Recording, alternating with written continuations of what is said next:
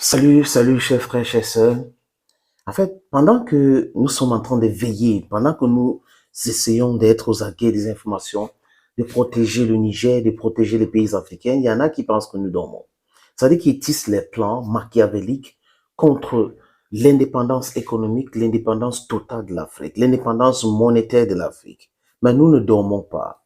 Nous sommes très actifs partout, du Tchad au Cameroun, au Niger.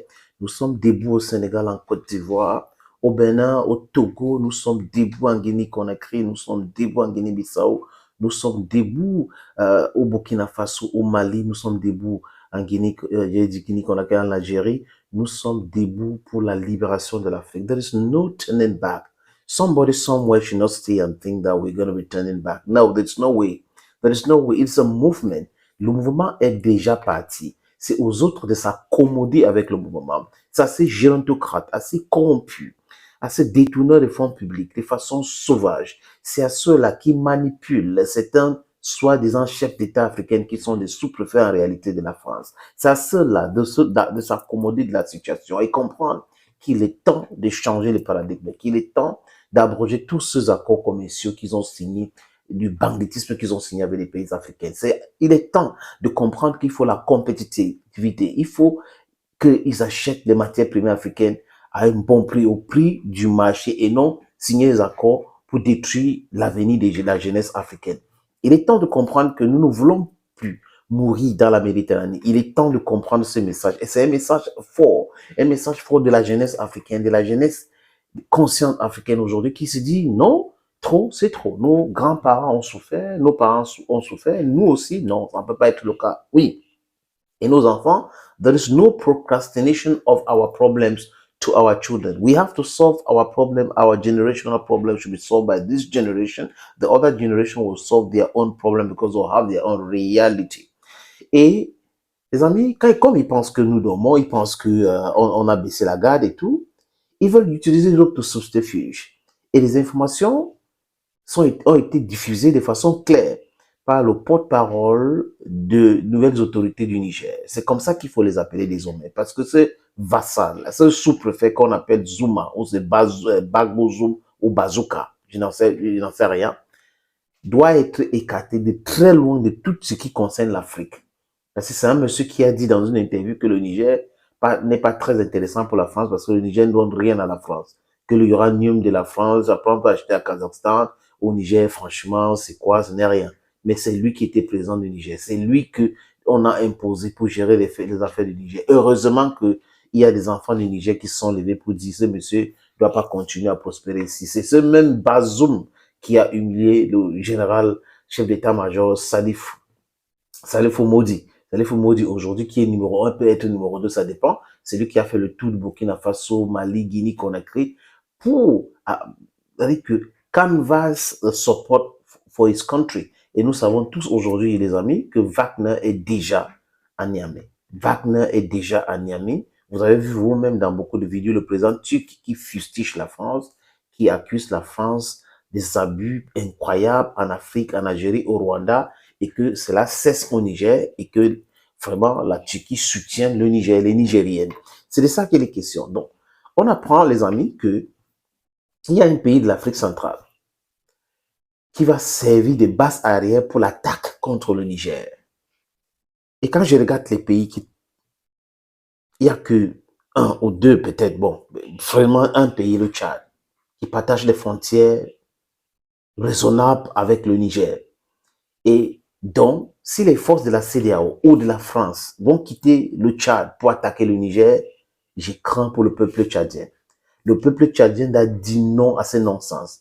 Parce que le peuple tchadien, ce n'est pas le fils d'Idriss Déby qui est au pouvoir.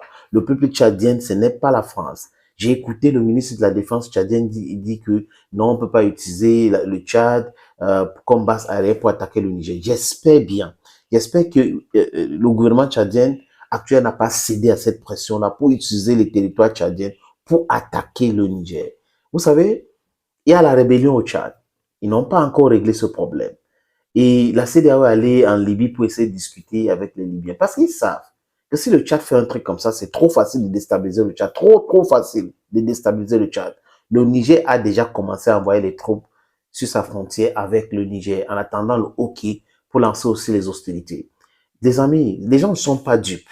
Si l'office Déby essaye, je lui rappelle que c'est lui qui allait essayer d'imposer les désiderata de la CEDEAO au Mali quand il y a eu coup d'État, c'est Alpha Condé.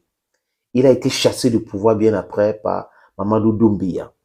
Et quand Mamadou Doumbia prend le pouvoir en Guinée-Conakry, qui est-ce qu'on a envoyé pour régler le problème? C'est Rochmar Kaboré. Et qu'est-ce qui s'est passé?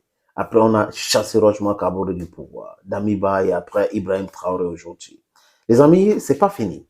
C'est pas fini. Qui est-ce qu'on a envoyé au Burkina Faso pour régler le problème, pour parler avec les militaires qui ont pris le pouvoir au Burkina Faso, les nouvelles autorités? C'est Bazoum ou Bazooka, quelque chose comme ça. Il a été chassé du pouvoir. Qui est-ce que la CEDEAO a décidé d'envoyer pour régler le problème au Niger? C'est quelqu'un qui a été démocratiquement élu par la France au Tchad, Mahamat Déby. Les amis, suivons bien cette actualité.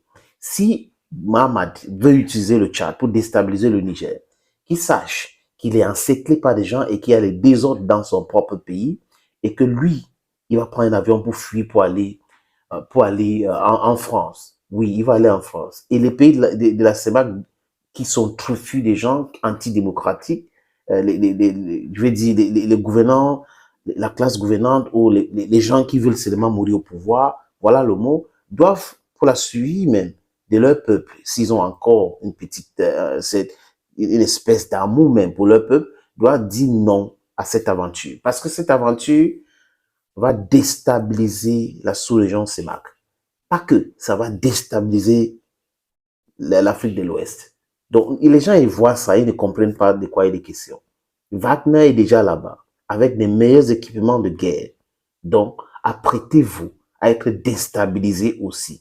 Et, malheureusement, pour les gens qui vont soutenir cette entreprise pour la déstabilisation du Niger, les pays aussi seront déstabilisés. Malheureusement, c'est de ça qu'il est question, chers amis, chers peuples africains.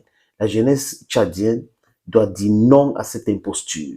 La jeunesse de l'Afrique centrale doit dire non à cette imposture. Nous devons gagner la guerre communicationnelle et la guerre de la pression pour éviter cela. Parce que la France est pour les Français et l'Afrique pour les Africains. La France ne peut pas s'entêter à tuer des Africains au nom de leur intérêt. Non, votre intérêt n'est pas l'intérêt de l'Afrique. Si votre intérêt est l'intérêt de l'Afrique, vous devez discuter avec les Africains et non faire la guerre avec les peuples africains. Les amis, je vous suggère donc d'écouter ce communiqué lu à la télé par le porte-parole des nouvelles autorités du Niger.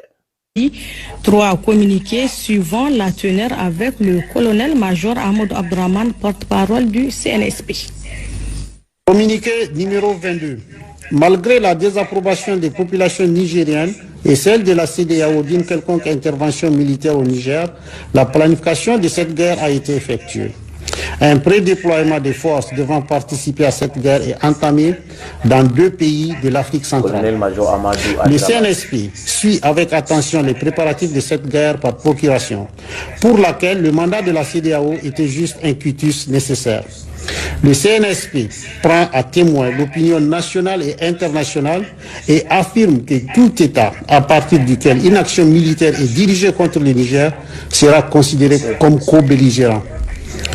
Fait à Niamey le 6 août 2023, signé le président du Conseil national pour la sauvegarde de la patrie. Communiqué numéro 23. Face à la menace d'intervention qui se précise à travers la préparation à partir d'un pays voisin, l'espace aérien nigérien est fermé à compter de ce jour, dimanche 6 août 2023, pour tous les aéronefs jusqu'à nouvel ordre.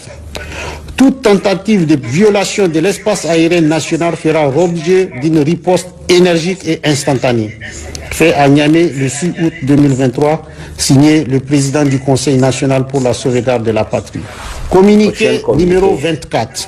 Le Conseil national pour la sauvegarde de la patrie informe l'opinion publique nationale et internationale que des informations concordantes actuellement en sa possession indiquent que des forces d'une puissance étrangère s'apprêtent à agresser le Niger et son peuple, en coordination avec la CEDEAO et des groupes armés terroristes.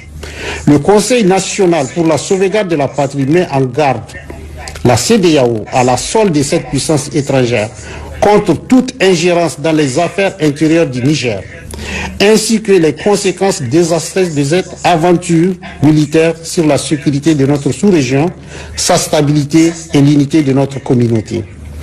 En tout état de cause, les forces armées nigériennes et l'ensemble de nos forces de défense et de sécurité, forts du soutien indéfectible de notre peuple, sont prêts pour défendre l'intégrité de notre territoire et l'honneur de notre patrie.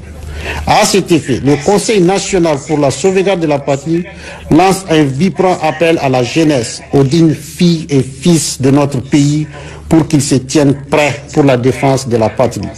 Vive le Conseil national pour la sauvegarde de la patrie, vive le peuple nigérien digne et souverain, vive le Niger indépendant. Je vous remercie. Et enfin, cette note nécrologique. Le message est clair, les accusations aussi claires. Un pays voisin, un pays de l'Afrique centrale, qui veut servir comme base arrière pour l'attaque contre le Niger. Et ce pays pense qu'il est invincible, il est protégé par cette puissance étrangère. Et c'est clair, il n'y a pas beaucoup de pays qui ont intérêt à faire la guerre au Niger. Ce n'est que la France. La France a organisé, quand il y a eu ce coup de force, un conseil de défense et de la sécurité. Incroyable pour un truc qui se passe dans un pays souverain. Et le lendemain, la CEDEAO se réunit à Abuja, quelques 5 chefs d'État, pour décider ce qui concerne 15 chefs d'État. Incongruité perceptible. Cette CEDEAO qui ne se réunit pas quand il y a le terrorisme, pour combattre le terrorisme, pour embellir la vie des gens. Non, elles ne se réunissent pas. Mais elles se réunissent seulement pour protéger les intérêts d'une puissance étrangère. C'est inacceptable. C'est inacceptable que quelqu'un qui a fait un coup d'État en Côte d'Ivoire, quelqu'un qui a fait une rébellion en Côte d'Ivoire, se prend pour un démocrate aujourd'hui. C'est inacceptable de savoir que quelqu'un qui a fait un coup d'État institutionnel et constitutionnel, qui emprisonne les gens, qui bâillonne les gens parce qu'il marche avec un drapeau, il s'appelle Ouattara, veut donner de leçons aux gens. C'est inacceptable que quelqu'un qui est un trafiquant, quelqu'un qui a été élu par infraction, quelqu'un qui est contesté dans son propre pays aujourd'hui, qui attend le 14 août pour savoir s'il ne sera pas bouté hors de pouvoir au Nigeria, Tinubu veut donner des leçons aux gens. C'est inacceptable que quelqu'un qui malmène la démocratie dans son propre pays, qui persécute l'opposition dans son propre pays, Macky Sall, veut donner des leçons aux gens. C'est inacceptable que quelqu'un qui a contesté l'attitude de Boni Yaye, qui voulait un 3e mandat, qui a financé Boni Yaye, qui est devenu président aujourd'hui, Patrick Talon, qui veut donner des leçons de bidonnerie aux gens. C'est inacceptable que quelqu'un qui a été élu comme Akufo-Addo au Ghana, qui a échoué lamentablement à rehausser l'économie du Ghana, qui est dans tous les complots sordides, aujourd'hui en train de vouloir donner des leçons aux gens. C'est inacceptable que quelqu'un qui a remplacé son père au Togo, qui s'appelle Faure Eyadema, qui est en train de faire un 5e mandat, soutenu par les puissances étrangères qu'on a citées là, est en train de vouloir donner des leçons aux gens. C'est inacceptable que les Mbalou et tout ça, on peut citer les cas, les amis. C'est une stupidité à nul autre pareil de penser que vous pouvez faire quelque chose chez vous et les autres ne peuvent pas faire chez eux. Les gens ne peuvent pas se libérer. Si vous avez accepté être des esclaves, laissez les autres se libérer, tout simplement. Les amis, à très bientôt sur cette plateforme.